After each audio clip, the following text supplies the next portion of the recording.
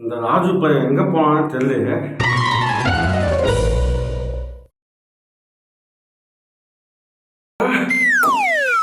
இப்ப எதுக்குயா இதை தள்ளி விட்டா? ஏய் தம்பி, எதுக்காக நீ மருந்து எடுத்து குடிக்க போன? இது மருந்து கிடையாது. ஐயோ, மருந்து தான் இது. நீ நினைக்கிற மருந்து கிடையாது இது. ஏய் ராஜு, என்ன பண்ணிட்டு இருக்க நீ? ரொம்ப தப்புடா. அப்பா சாமி, இது நீ நினைக்கிற மருந்து கிடையாது ஐயா. இது வேற மருந்து ஐயா.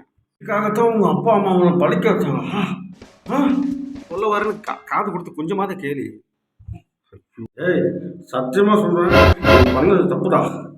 நாங்களாம் படிக்கிறப்ப ஜஸ்ட் பாஸ் ஆனால் போதும்னு நினைச்சோம். ஆனால் இப்போ இருக்க பையன்லாம் 599 எடுத்தாலே ரொம்ப ஃபீல் பண்ணுறீங்கடா. இப்போ நீ கம்பெனியில் உண்மையிலுமே விஷயத்தை குடிச்சிருவேன்.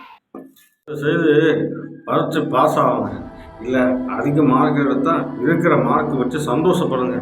எதுக்கே உயர மாற்றிக்கிறீங்க? பெற்றவங்களாம் உங்களை படிக்க வச்சு ஒரு ஆளாக்கணும்னு நினைக்கிறாங்க. நீங்கள் பணம் சம்பாதிச்சு பெருசாக உங்களை பண்ணணும்னு அவங்க நினைக்கல. ஒரு நாளும் பெற்றவங்களை இப்படி கஷ்டப்பட வைக்காதீங்க, அது நல்லா இருக்காது. நான் எதுக்கு விஷம் குடிக்கணும்?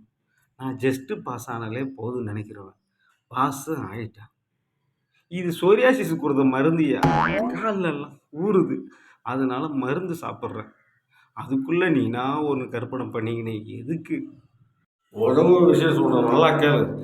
பரீட்சையில் பாஸ் ஆகிறது முக்கியம் இல்லை, வாழ்க்கையில் பாஸ் ஆகுது. பெற்றவங்களை கடைசி வரைக்கும் சந்தோஷமாக வச்சுக்கோ, அது போதும். பாரா